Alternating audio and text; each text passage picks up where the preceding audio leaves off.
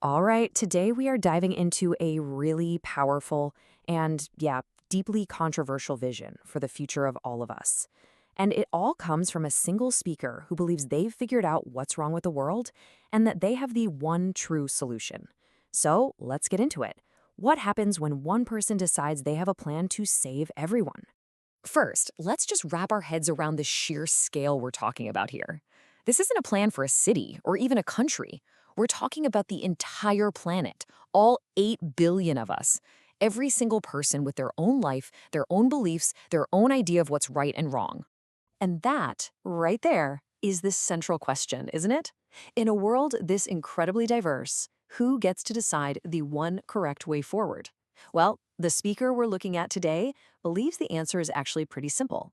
They do, and they feel like it's their personal mission to guide all of us. Okay, so before we can even talk about the solution, we have to understand the problem as they see it. And from their point of view, the diagnosis is, well, it's grim. They see our world as being in a state of absolute peril. Their critique is just sweeping. They pull no punches. They argue that the systems that run our world, the big, dominant ideologies, they're not just a little flawed. No, they believe these systems are actively marching us all straight toward a disaster. And what's really striking is just how wide a net they cast. I mean, they target the obvious ones, right? Communist dictatorships, military regimes. But then they turn their focus on a much more surprising target, what they see as a kind of creeping authoritarianism happening inside Western democracies themselves. To make their point about force, they flip that old saying on its head. Their argument is that once a system embraces violence, a coup, a revolution, whatever it is, then suddenly words and debates and reason, they become pretty much powerless. And this is such a key part of their argument against the West. The speaker claims that even really noble causes, things like human rights or fighting climate change, are being sort of weaponized, used to enforce one single unified opinion. And to them, this feels like a kind of totalitarian pressure, where if you dare to disagree, you just get silenced. From politics, their diagnosis then shifts to culture. They argue that what they call extreme liberalism, especially when it comes to things like gender, is violating a natural spiritual order, an order they believe was set up when humankind was first created. So in their view, straying from this path isn't just a social debate, it's a massive and very perilous spiritual mistake. So after that pretty bleak diagnosis, what's the cure? What's the prescription? Well, according to the speaker, the answer isn't some new political system or economic model. It's something else entirely, a fundamentally spiritual path.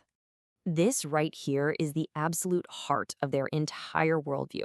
They argue that life on Earth, it isn't about getting rich or making scientific breakthroughs. Nope. Instead, our world is a training ground. It's basically a classroom for the soul. Every single challenge, every hardship is just a test that's designed to make our eternal spirit stronger. So the speaker basically presents humanity with this stark choice, like a fork in the road. You can go down one path, which is built on divine wisdom, and its whole purpose is spiritual growth. Or you can go down the other path, which is built on human intellect, and it's all about material progress. For the speaker, these two worldviews, they're in a direct and total conflict. Okay, so how do you actually live this way? Well, the speaker lays out a pretty clear four-step playbook. It all kicks off with faith. From there, it's about listening for divine guidance, respecting that ancient human wisdom, and then finally learning to pick out what they call the correct values from all the different choices the world throw at you. A prescription is one thing, but actually putting it into practice across the entire globe, that's a whole other ballgame. So, how does this speaker plan to turn this spiritual vision into a real worldwide movement? Well, that's where the call to action comes in. And make no mistake, the scale of this mission is already huge.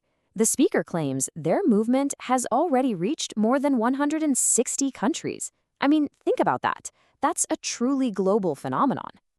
And the instructions for their followers are super specific. They're not supposed to be just passive believers. They're meant to be active agents of this change. Their job is to get out there, spread the teachings, grow their local communities like little seeds, and have the courage to challenge what they see as wrong ideas everywhere, in politics, in the media, you name it. But, this vision isn't just pie-in-the-sky idealism. The speaker is very aware of the real-world obstacles. They point to places like India, where they might have a huge following, but it's held back by logistical problems and lack of money. So the message to their followers is crystal clear. You have to be self-reliant. You've got to build this movement with your own two hands. And that brings us to the final piece of the puzzle, the speaker's own role in all of this. See, they don't just see themselves as a teacher or some kind of guide. They see themselves as shouldering this immense personal responsibility for the very fate of the world. And this is why they feel such an urgency. The speaker warns that more than half of all humanity is heading in the wrong direction, drifting toward a world without faith. And they believe that if this spiritual imbalance keeps going, the universe itself is going to trigger a massive reaction to correct the course. And that, right there, is the ultimate mission. The speaker defines their savior's job as nothing less than changing the consciousness of the entire human race. The goal is to steer the world back onto that spiritual path before that catastrophic reaction gets triggered. And you can really hear how much they feel the weight of this task. This quote just reveals the incredible difficulty they see, made even harder by the sheer size of the world and modern challenges like pandemics that stop you from moving around. It is, in their own words, a very heavy burden. Which leaves us with a final, really powerful question to think about. The speaker's entire vision is a response to our diverse, often conflicting world, but their solution is a single, correct path that everyone is supposed to follow. So we're left wondering, in a world of 8 billion individuals, what happens when a mission to save humanity collides with the very diversity that makes us human?